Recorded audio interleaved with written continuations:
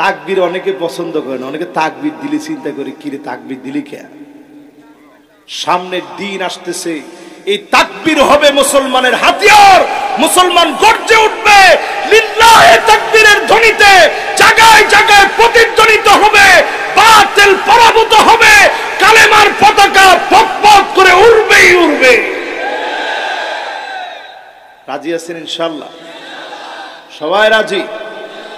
তাহলে কাজ করতে হবে কয়টা? এই 8খান কাজ আপনাদের বাড়ির কাজ। এবার আসেন আমার ভাইরা, ওই যে বলতেছিলাম হেদায়েতের উপর আছেন কিনা। প্রথম বুঝবেন মানুষের মধ্যে মিশবে যারা, দ্বীনের দাওয়াত দিবে তারা, এই মানুষগুলাকে যখন মালিক পছন্দ করবে, মানুষের কাছে তাদের পছন্দের কথা পৌঁছায় দিবে মালিক নিজে। এই জন্য দেখবেন বহু আলেমকে জেলে নিয়েছে, দিনের পর দিন জেল খেটেছে, সামান্য জনপ্রিয়তা কমে নাই, আকাশ চুম্বী জনপ্রিয়তা মালিক বাড়ায় দিয়েছে, ঠিক কিনা বলেন? বোঝা যায় এই মানুষগুলার যিনি কবুল করে নিছেন তিনি কে। এটা বলছিলাম হেদায়েতের উপরে থাকার 1 নাম্বার আলামত।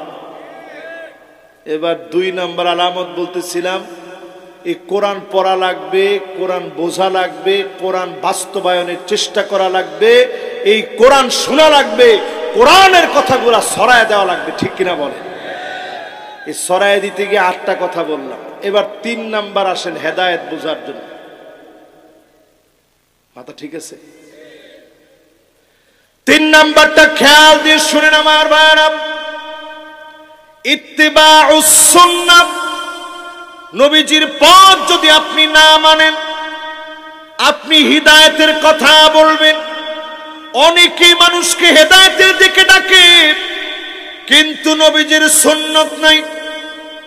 আমি যদি নাম ধরে বলি, বাংলাদেশে কাদিয়ানী সম্প্রদায় আছে না? এরাও তো মানুষদেরকে বলে আসেন হেদায়েতের দিকে, কিন্তু তারা নবীজিকে শেষ নবী মানে না। এজন্য গুমরাহ ভণ্ড কাফের কাদিয়ানী, তাদেরকে যারা কাফের মনে করে না তারাও কাফের, ঠিক কিনা বলে? কথা কি আমি বুঝাইতে পারতেছি? এরপরে দেখবেন হিজবুত তাওহীদ আসেনি পাবনায়, তাদের যিনি প্রধান তারে কয় ইমাম, ইমাম না ইমাম, কি বলে? ওই ইমামের দেখবেন সুন্দর ফ্রান্স কাট দাড়ি আছে, কিন্তু ইমাম হুজুরদেরকে মারার জন্য এরকম ঘুষায় নেয়, হাতা ঘুষায় তারপরে বক্তব্য দেয়। সে আমাদের বিরুদ্ধে যে পরিমাণ কথা বলে, আর তার যে কার্যক্রম আপনি দেখবেন নারী পুরুষ সব একসাথে গোল টেবিলে বসে, এরপরে দেখবেন তারা সেমিনারে সিম্পোজিয়ামে তারা আলোচনা করে, তারা প্রচার করে তারা হেদায়েতের উপরে আছে, কিন্তু সুন্নত না মানার কারণে, কোরআন না থাকার কারণে মোটেও তারা হেদায়েতের উপরে নাই, ঠিক কিনা বলে? এরপরে যদি আমি আপনারে প্রশ্ন করি, হেদায়েতটা কয়ভাবে আসে একটু চিন্তা করেন। একটা হেদায়েতের নাম হেদায়েতুত তৌফিক। হিদায়াতুত তৌফিক কাকে বলে? আল্লাহ আপনারে তৌফিক দিলে হেদায়েতের দিকে আসবেন। এই যে মাহফিলের দিকে আসছে, এখন অসংখ্য শ্রোতা বাজার ঘাটে ঘুরতেছে, সবাই এসে মাহফিলে বসে কথাগুলো শুনে নাই, তার মানে সবাই হেদায়েতের তৌফিক এখনো পায় নাই, ঠিক কিনা বলে? এই তৌফিক দান করেন কি? যে লোকটার মধ্যে হেদায়েত আছে, ফজরের নামাজে দেখবেন তারে প্রচন্ড শীত, এমন শীত হাড় জমে যাচ্ছে, ওই প্রচন্ড শীতের সময় দেখবেন বুড়া মানুষ বয়স 60-65 হয়ে গেছে, আবার যুবক একেবারে নওজোয়ান তাগড়া যুবক সে মসজিদে গিয়ে হাজির হয়েছে, অনেক শক্তিশালী মানুষ গিয়ে হাজির হতে পারে নাই, ঠিক কিনা বলে? এই হেদায়েতের নাম হেদায়েতুত তৌফিক। এই হেদায়েতটা মালিকের কাছে চেয়ে না লাগে, এজন্য আল্লাহ সূরা ফাতিহার ভিতরে শিখিয়ে দিলেন, ইহদিনাস সিরাতাল মুস্তাকিম।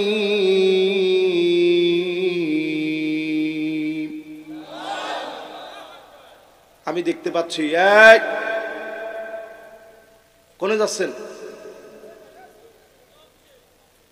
না না না, ছোট কিছু তো সুযোগ নাই। কেউ বাবারা, আপনারা কিন্তু এত এত মানুষের দোয়ায় কিন্তু আপনারা ব্যাঘাত ঘটাই দিলেন। বসেন সবাই, এরপরে বসে না, চিন্তা করছেন আল্লাহ একটু মনটা আল্লাহ ঘুরাই দেন। না না, পেশাবটা চাপা দরকার নেই আজকে, ওই পিসাবের কথা বলে যাওয়ার কোনো সুযোগ নেই আজকে। কি বলেন? আপনারা আছেন তো ইনশাআল্লাহ? আমি মনে হয় আপনাদেরকে বুঝাইতে পারতেছি না, এখন বুঝতে পারতেছেন? হিদায়াতুত তৌফিক মানে আল্লাহর কাছে চেয়ে নেওয়া লাগে। প্রতিনিয়ত আমরা বলি ইহদিনাস সিরাতাল মুস্তাকিম।